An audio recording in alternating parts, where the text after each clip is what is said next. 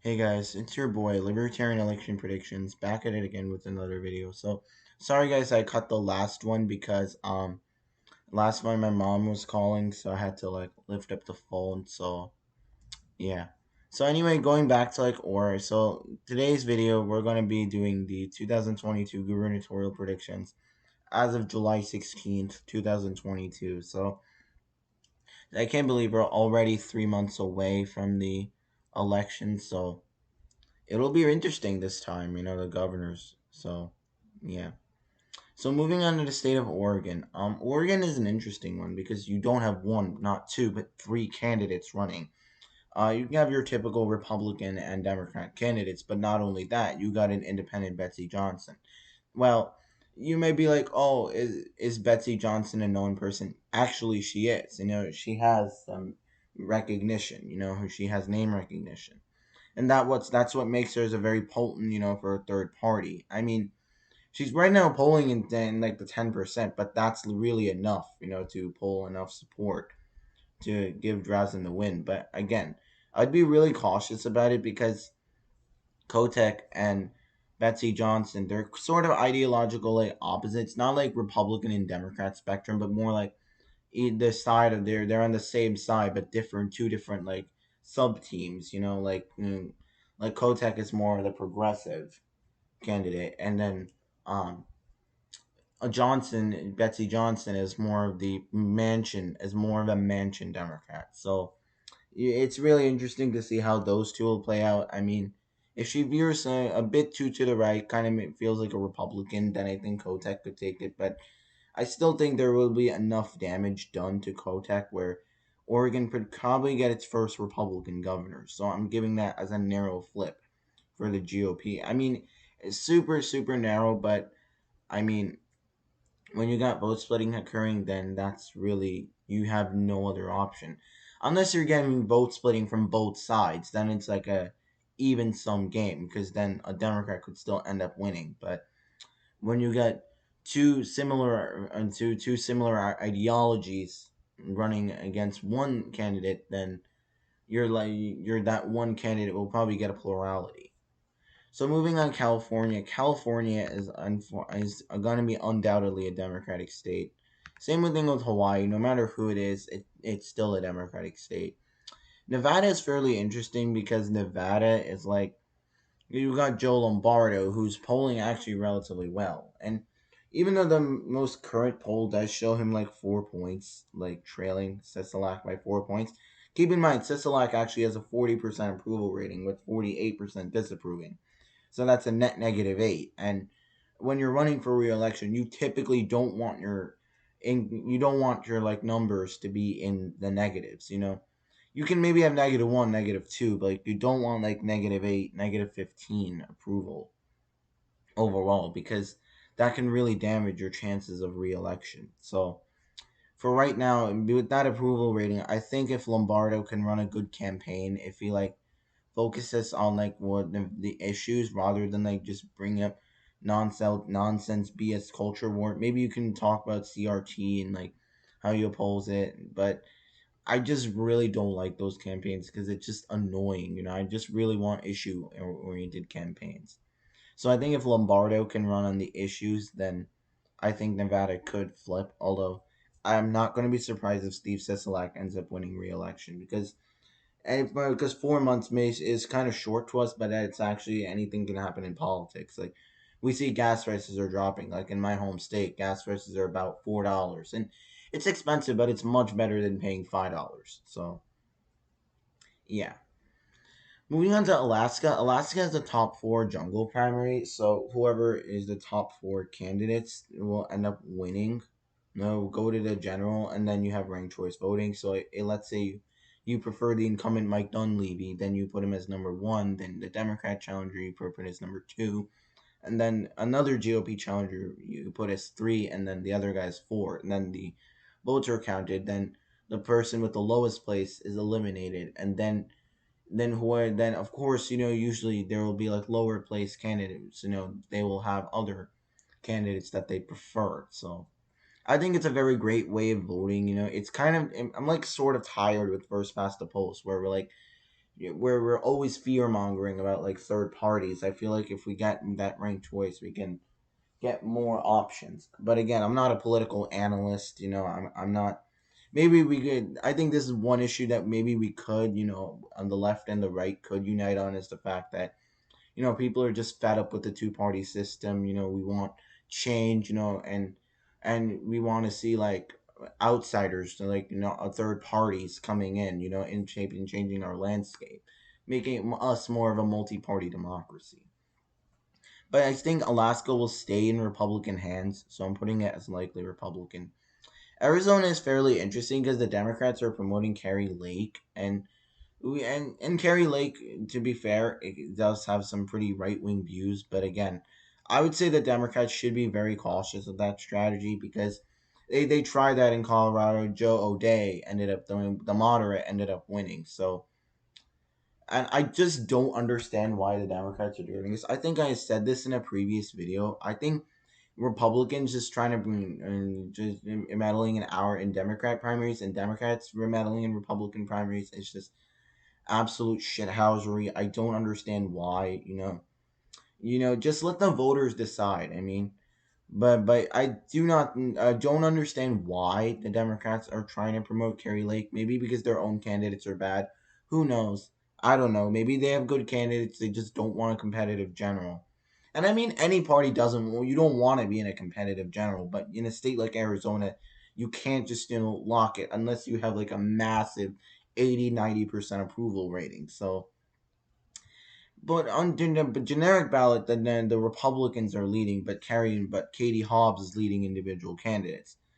But as we all know, polls they typically underestimate Republicans. I'm not sure why. I mean, is it? It's probably because I'm kind of thinking that it's because conservatives are less likely to answer polls than like liberals do. But because of that underestimates, I say Arizona's lean Republican. Although keep in mind, gubernatorial elections they tend to be a lot more local, so they tend to be a lot more local. So it really depends on what the state voters think about their governor.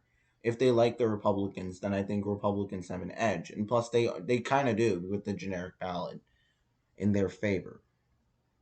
Moving on to Colorado, I think Colorado's like it's going to be likely Republican Democrat. It's I think Polis is a relatively popular governor. Plus he's more libertarian in his viewpoints, so I think that can kind of help him too. You there are, and yes, there are libertarian Democrats too, and those people are basically like anti-war. They're like anti-big government, sort of like the GOP, except they're more like they're not really focused heavy on like the economy. They're more so like anti-interventionists. So we know that Idaho, Wyoming, they're all solid. South Dakota, I mean, Billy Sutton was a very strong candidate in 2018, so you don't have that anymore, so that's safe. Nebraska's that's probably safe. Nebraska just keeps on electing GOP governors decade after year. I mean, Oklahoma that's safe, and then so yeah, let's see. So let's talk about New Mexico. New Mexico is fairly interesting because you got Mark Ronchetti. I think might be the potential nominee. I'm not sure if he is the actual nominee.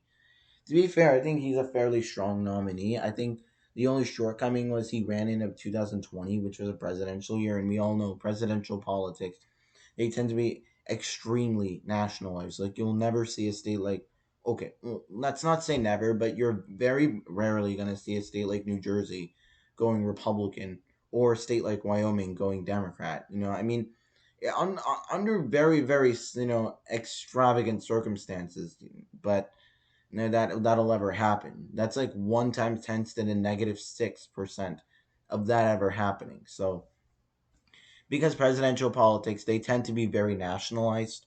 That's why I think Ron Chetty lost by 6 points, but he did outperform Trump by 4 points. So that's actually a pretty good outperformance, and I think he can. And Lujan Grissom is not a very strong incumbent either. She has her fair. Oh God, guys, sorry. I'm like blabbering and eating a word salad today. I have no idea, but Luan Grissom, she has her fair share of scandals too. Like I think where there's some assault that happened to her support, and where she's had some issues with her staff, and then she's also had to deal with some corruption issues. So I think if Ronchetti could run on that, I think he could win. But the polls seem to indicate that Lujan Grissom is leading, but but super narrowly. But in this type of environment, I think if Ronchetti could campaign on the issues, which I think he will do. I think what I see a lot of different from them in the MAGA Republicans is that, at least in the new Republican Party, I see it's more issue oriented rather than just saying abortion, abortion, abortion. I mean, yeah, I mean, abortion could be a winning issue depending on how voters view it, but at least I want to see candidates running on issues, not just screaming culture war. Moving on to the state of Kansas. Kansas is actually fairly interesting because there have not been very many polls coming out, so I think it'll be really hard to tell which way it goes because Kansas does have a history of re-electing their governors. Like the last governor to ever lose re-election was way back in 1990. So I think that's like 32 years. I mean, consistently re-electing governors after and for 2 terms. So I think it's fairly difficult. Maybe Derek Schmidt, or who is that nominee again? Mm, Derek Schmidt, right? Derek Schmidt, not Eric Schmidt. I think he's the Attorney General of Missouri. I'm conflating many of these names, confusing them. So I'm not sure if that is the name, but I think Derek Schmidt. He seemed like they are swapping leads. Like one of them Kelly's leading, but that's a Democratic internal. So if she's leading in a Democratic internal, then I think it's fair to say Kansas might be lean Republican. That might be a lean Republican flip. Because if Kelly's leading in her own polls, then that shows that the GOP is probably gonna take Kansas. Although I would not be surprised if she wins re-election because Kansas has a history of re-electing governors. Michigan's a very similar situation. Michigan tends to re-elect their governors too. Moving on to Texas. So in Texas, Beto O'Rourke is running again after 4 years. He came very close to defeating Ted Cruz. Only 2.6% separated them. But as we all know, this is not 2018, and O'Rourke has seemed to drop in his favorability and ratings too. So I think Abbott will still win. And a recent poll did show Abbott leading by 5, but I don't trust that. And to be honest, I don't know where it came from. It could have been Democratic internal. It could have been like a Democratic leaning pollster, or it could be an unbiased pollster too, or it could be a GOP pollster that may have just oversampled Democrats on purpose. I don't know what the real intention was of that, but I'd say Greg Abbott takes it by about the same margin he won it in 2018. Maybe slightly less, maybe like 10, 11, 9 to 11, but I still think it's going to be a solid win for Abbott regardless. Arkansas, Alabama, Tennessee.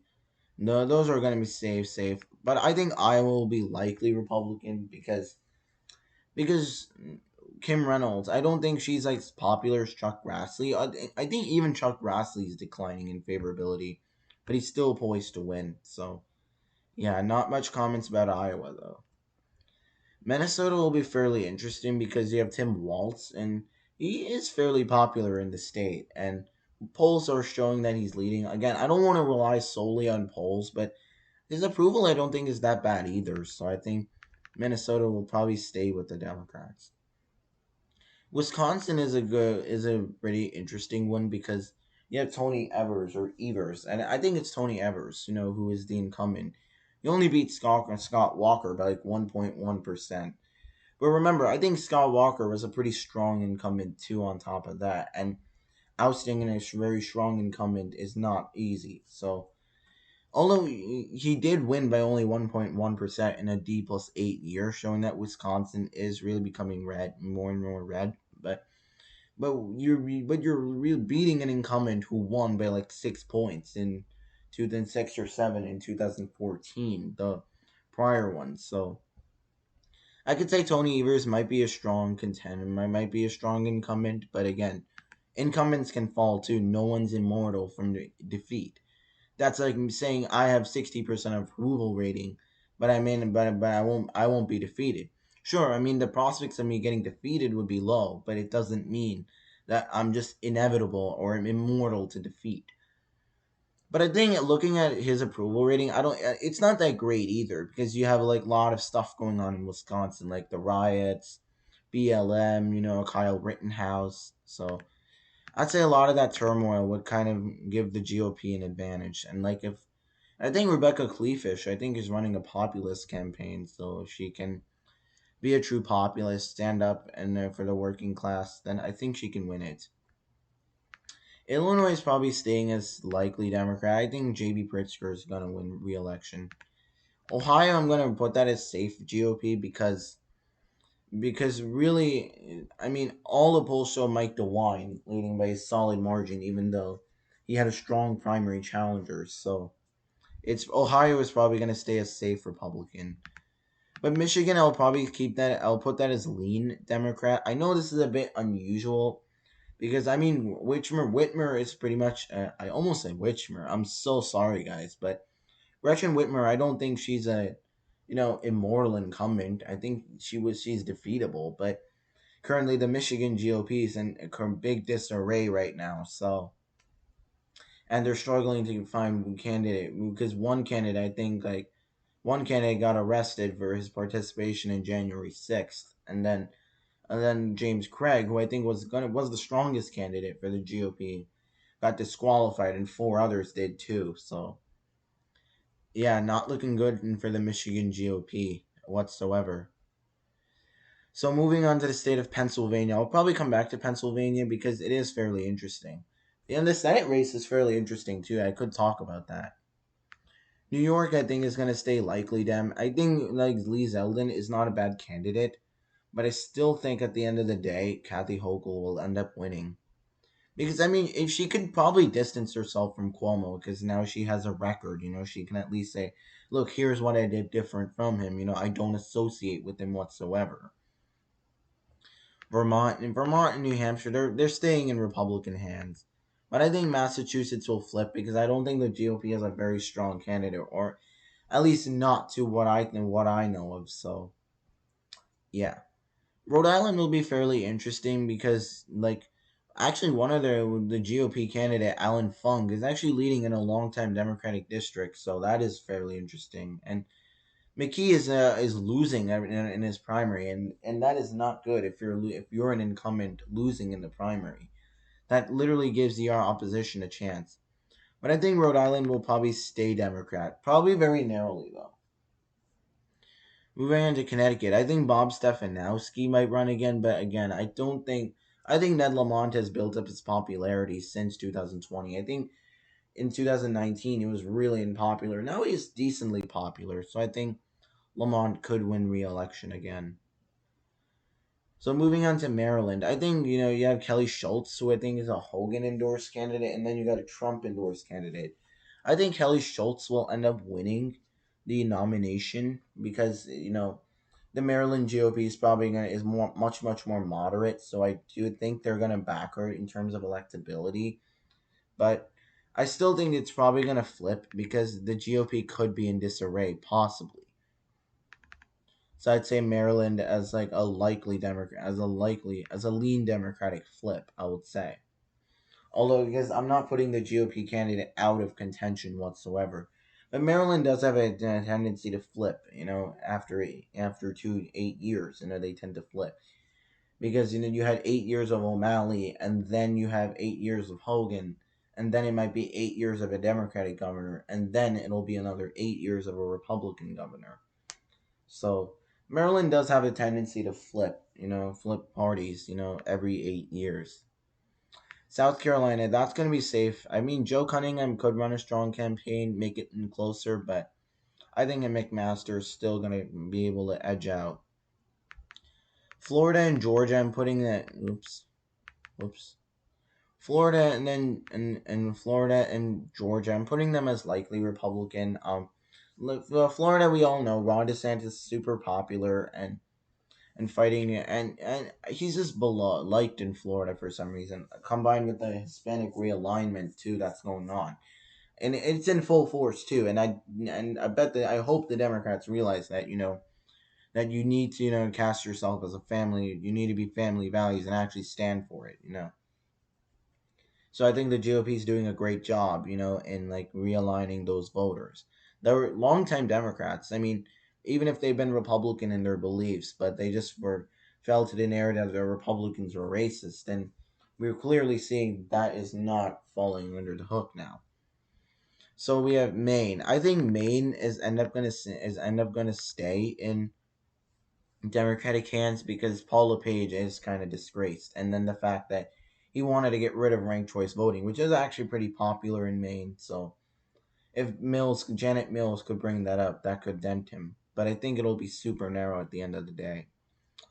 So moving on, Pennsylvania. Pennsylvania is interesting because the GOP establishment, well, not the GOP establishment, but like some former, old school neocon Bush Republicans, and all have lined up behind Shapiro because they think Mastriano is very far right. And to be fair, he is sort of far right, considering his abortions, and he says he wants to outflank DeSantis, and want to be the nation's most conservative governor.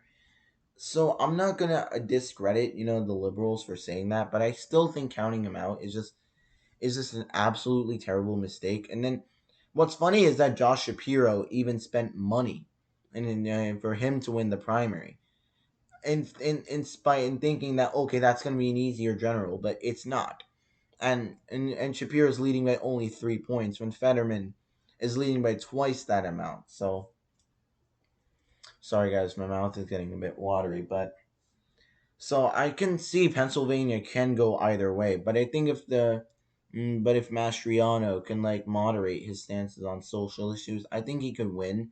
He can still win the gubernatorial race, but it's really hard to say which way Pennsylvania will go because it's unpredictable. Because Senate, I think it's gonna go to the Democrats because Fetterman's raised 9 times more money than Oz did, and then you need money to run ads. So like when Fetterman has been running, has just been blitzing that Oz is out of state. And personally, I think that is a good line of attack. Saying that if you lived in New Jersey for so long, how can you represent Pennsylvanians? That is a fair argument. I still don't think he should make his campaign entirely on that. And Oz could refute that too, because he's a household name. And a lot of there are moderate Democrats that are worried about Fetterman too, but it seems like Fetterman does have a lot of appeal. So personally, I would predict Pennsylvania as a tilt Democrat. Although I'm not going to be surprised if Oz ends up winning because of the momentum that the GOP has. But I think this could be one exception. But I think Pennsylvania last time I predicted it would be tilt Republican. I still think it could go Republican or Democrat. So I'm just leaving that as a toss up for now because I think it's purely hard to determine which way it goes because betting odds do show Democrats are favored to win. But again, polls don't mean nothing. Polls, betting odds, they don't vote. The people vote. So whatever the people think of Mastriano, whether they want a very conservative governor or not, that's up to them. But Pennsylvania, this is going to be a darn hard prediction. Like I'm like, holy shit, this is gonna be a very tough prediction for Pennsylvania. At least everything else is fairly decent, fairly I was able to say based on data and polls and betting odds, but this is hard because Shapiro's getting a lot of establishment support, but Mastriano has a lot of rural support. But I still think, if like Shapiro can cast him as someone who's very extreme, I think Shapiro could end up winning it. So I'm giving Pennsylvania's super, super under the skin, under the dermis of my skin margin. But I don't know, guys, what you guys think of it. Do you guys agree? Please let me know in the comments. And sorry, guys, I haven't uploaded in a while. I think I was just fairly lazy. I mean, I honestly didn't know what I was going to upload anyway. I was kind of thinking of ideas, but I haven't. Plus, I've also had family time. I had to spend some time with family too, and I have to get ready for like my school year. I mean, I wish I could enjoy my summer, and I am to a good degree, but I just tipping because of the state of politics right now. I just really feel it in sense to make a video, but I decided I'll just do one today because it's been a while. So yeah, I hope you guys liked today's video. So please like, share, and subscribe. And if you guys have any other predictions, or if you guys don't agree with some of my calls, write down in the comments why you disagree. But guys, please don't be respectful. I'm saying this every video. I know this feels like me going back to being a kindergarten teacher, but guys, please be respectful in the comments. We all know what's going on in politics.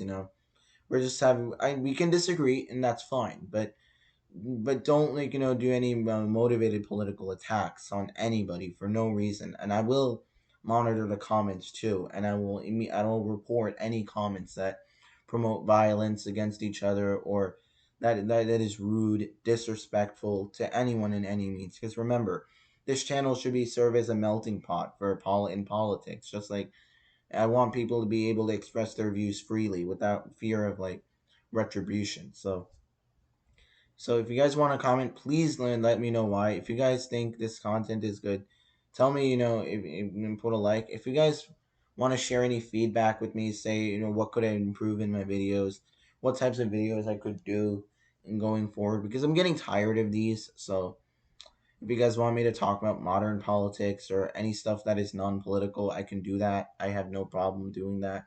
So I hope you guys, comment. And we have not been seeing many comments nowadays. So I hope you guys do. Anyway, guys, that is it for today's video. Like, share, subscribe, and I'll see you guys all in the next video. Libertarian election predictions out.